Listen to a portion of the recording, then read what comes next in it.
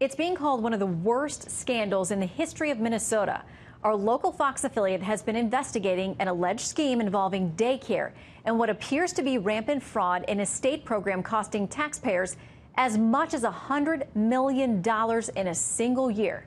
But what's even more troubling is where the money's going, possibly overseas to fund terrorism. Fox 9 Minneapolis investigator Jeff Abeler reports. 5 years ago, the Fox 9 investigators were first to report that daycare fraud was on the rise here in Minnesota.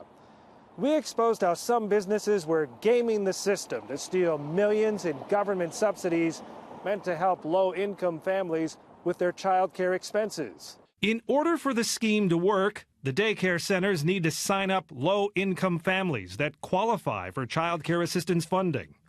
These surveillance videos are from a case prosecuted by Hennepin County. They show parents checking their kids into a center only to leave with them a few minutes later. Sometimes no children would show up. But either way, the center would bill the state for a full day of child care.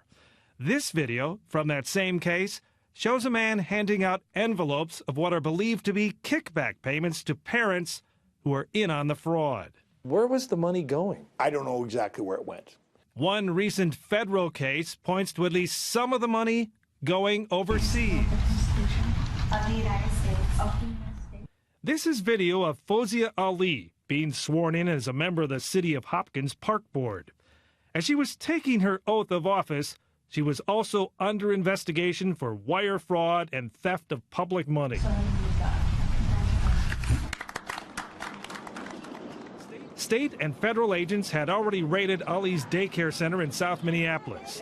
The business was suspected of billing the government for over $1 million worth of bogus child care services. We found records that indicated that she was collecting a significant amount of money for a much larger number of children than were actually attending the center. Did any of the money go overseas? We are aware that some of the funds went overseas, which she was cashing out money from the business. Do you have any idea what it was going for? I can't say. Can't say or don't know? I can't say. Investigators analyzed Ali's cell phone to track her activities.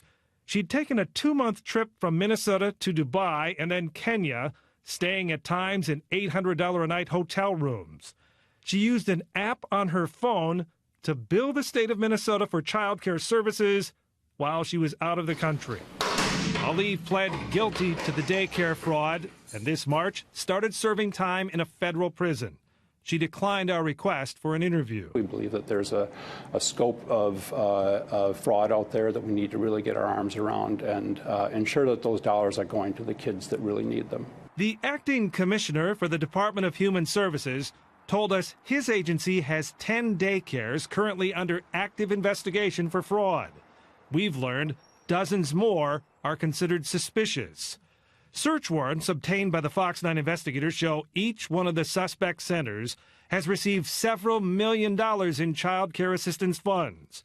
How much confidence can you say that it's likely some of this money is going towards terrorism? I say absolutely, absolutely. Our sources tell us that. Good sources from the community, leaders. My personal feeling is we need a nationwide task force to clamp down on this kind of fraud. This crime is spreading. Our sources tell us fraudsters in other states are now using the Minnesota playbook to rip off millions of public dollars meant to help kids. I'm Fox 9 investigator Jeff Abeler. Well, it's getting political now. Candidates sparring over what can be done, hearings called. But some Democrats say it's the report and investigation itself that's the problem. So let's bring in Minnesota State Senator Jim Abeler. He is a Republican, and he had a hearing on this today. Senator, thank you for joining us. I understand you had a whistleblower that told you even more. What did you learn? Well, it's remarkable, and fraud is not new, but a whistleblower from inside the department who got fired for talking about it is big news. And the news he told us about, where there's literally hundreds of millions of dollars in fraud, and actually some things not being done about it, was just remarkable and really horrible news. Well, Congressman Keith Ellison, a U.S. Congressman, a Democrat from Minnesota, obviously said today Financial stability for the Somali people, both here in Somalia and in Somalia, is one of our strongest protections against the terroristic threat posed by al-Shabaab. We should be making it easier for our constituents to support their families, not impugning the community for it. Fox 9 should issue a thorough correction and apology for its irresponsible reporting. How does that line up with what you know factually about this story?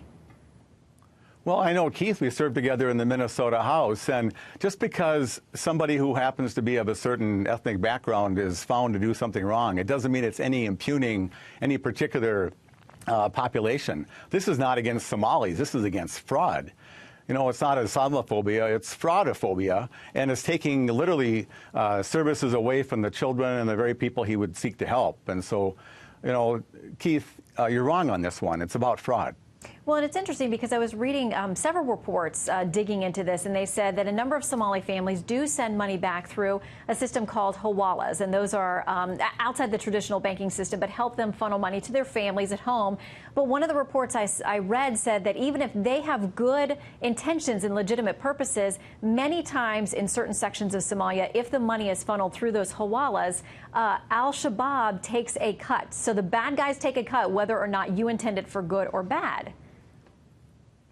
And that's a problem. I mean, Somalia is a very challenged country, and those small amounts that go there do actually help the families a lot and actually keeps them out of the arms of terrorists. But if they're taking a tribute out of that, that's really unfortunate, especially if it's one of the $1 million donations or, you know, monies that are going to go there. Okay, so these are Minnesota tax dollars, people there who are working and paying into the system. It's meant to help people who need help with child care. It's meant to help subsidize that, and yet it may be ending up in very sketchy places. Okay, so we understand there have been 10 daycares under investigation. Dozens more are suspected of engaging in this as well. So what is the progress of these fraud investigations? What's being done? Well, they're moving along, but the headline news about today's report is they're not doing all the investigations they should do. Some of these fraudsters, if you like that word, are very clever. They'll enroll 100 children and then have 10 come and charge for 100. And actually, the current process we have, they keep paying and paying and paying millions of dollars out till they can prove something, instead of just cutting off the money train, which is where part of the fraud comes from. And, you know, it's not free money. It comes from all of us. And so if you're against fraud, if you're for good services, if you're for helping communities develop, as the Somalis are developing in Minnesota in a very healthy way, then you have to put a stop to this kind of thing. All right, State Senator Jim Abeler, thank you very much for the update. Please let us know as this story develops. We would love to know more.